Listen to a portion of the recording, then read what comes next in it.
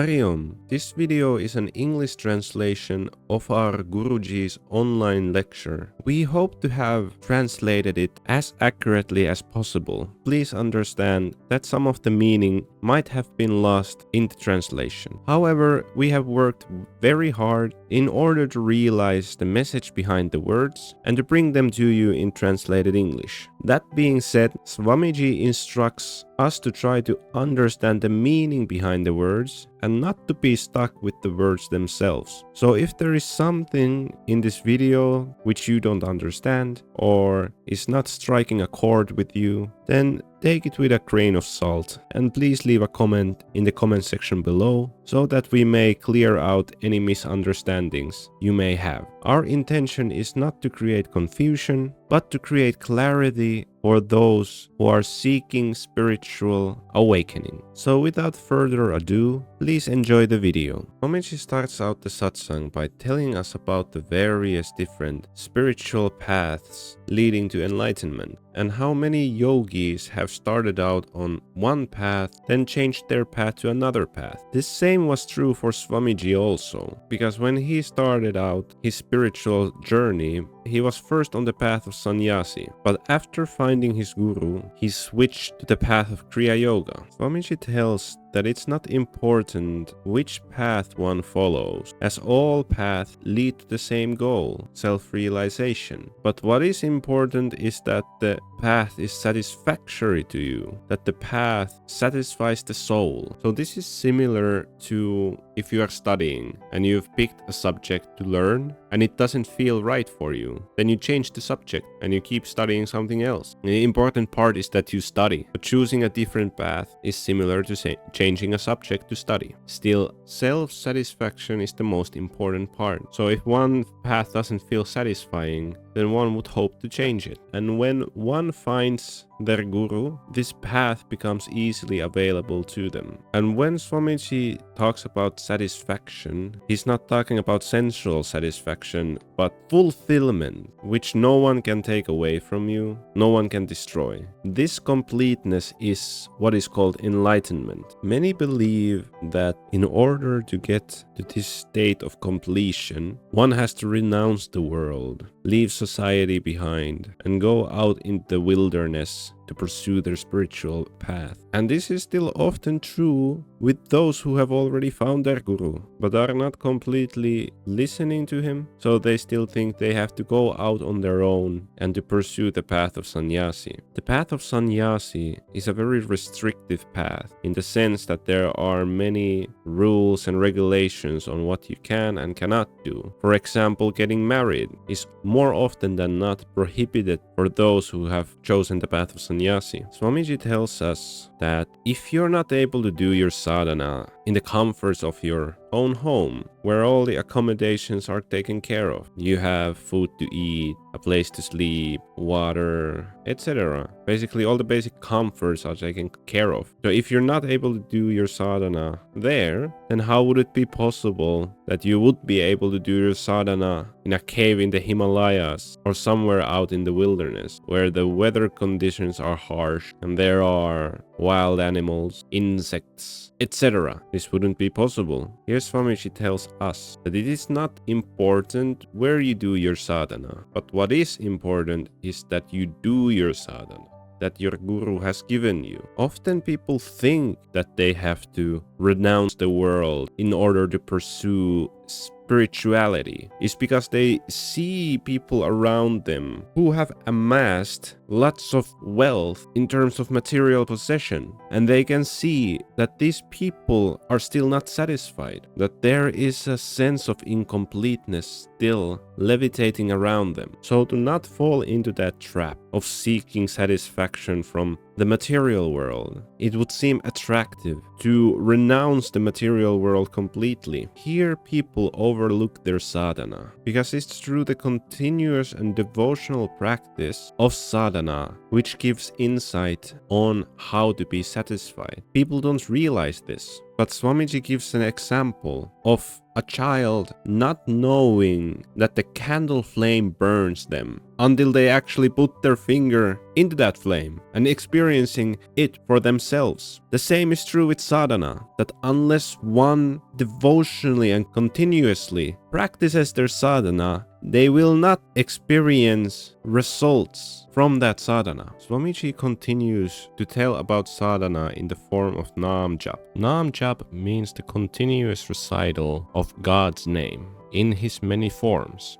and how sometimes people, due to impatience or an heightened emotional state, may go to many gurus and this way get many names to chant, and later end up getting confused over which name they should do their chanting. Now, when you were growing up and your mother was calling you from another room, she might have used many different names, yet you still recognized that she was calling for you. She might have used your first name, your second name, your nickname, many nicknames. She might have called you sweetheart or monkey, etc. The point is that you always recognized that she was still calling for you. The same way, the highest self, the Paramtattva, recognizes all the names that it is being called with. Therefore, the name by which you call to the Supreme Being does not matter. It is the devotion by which you're calling him with, the emotional need, yearning. And this example is given. Imagine you have a flour mill in which you need to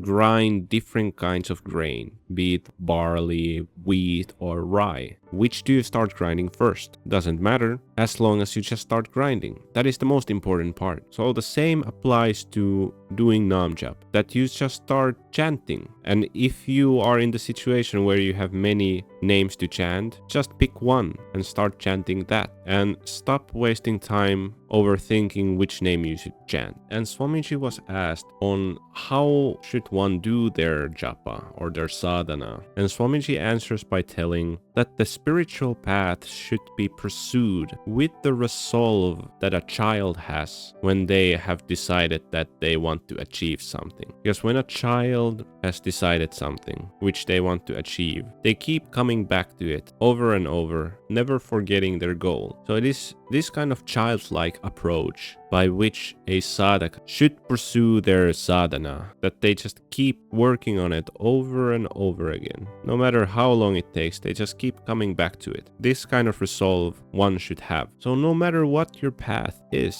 and whether or not you have gone to one guru or have multiple gurus, and just keep doing your sadhana with dedication and perseverance. Swamiji's father was also a yogi, specifically an Agori. He was on the path of Agora Pantha. When Swamiji's mother was pregnant with Swamiji, first of all, Swamiji remembers how he was before he came to his mother's womb, when he was coming into his mother's womb, and the time that he spent in his mother's womb. And he remembers his father taking his mother to the cremation grounds with him, where they burned the dead bodies, because the cremation grounds are places where Agoris typically spend their time. So instead of Swamiji's father taking Swamiji's mother to parties or shopping or to the market, etc., he would take her to the cremation grounds, also known as Masan or Samsan. And when Swamiji was 2.5 years old, he could see the god Lord Vishnu in a blazing light in a Lord Shiva temple. And he had no knowledge of these deities at that age. And he continued to see deities in different forms throughout his childhood, all the way up until he was 14 years old. Now you might say that Swamiji was already seeing God before he was on any spiritual path. So why does he need a spiritual path or a guru at all? Well, here's the thing, that seeing God outside of yourself doesn't satisfy that thirst that a human being has. Seeing God within is what satisfies this longing and makes one complete. And for this, one needs a guru. Without a guru, it cannot be done. Only after Swamiji started listening to to spiritual masters who had already achieved the state of self-realization did he start gaining insight to achieve this state. And with the guidance that his Guruji gave him, was he able to imbue himself with the knowledge that would eventually lead up to his enlightenment. Swamiji also tells about how his guru would create situations in which his disciples would have to reconsider whether or not this person was for them. Now, Swamiji's approach